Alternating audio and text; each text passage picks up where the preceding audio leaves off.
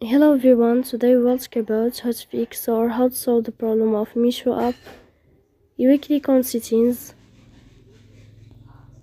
Here in this page you can go to apps, default apps, app settings. When above you can search about Meesho app and you can click. Then this page of app info you can click on first stop and you can click OK. Here we'll enter to the window of storage. Then you can click on clear cache. But pay attention, don't click clear data because that can delete your account. So please don't forget to support us by like and subscribe.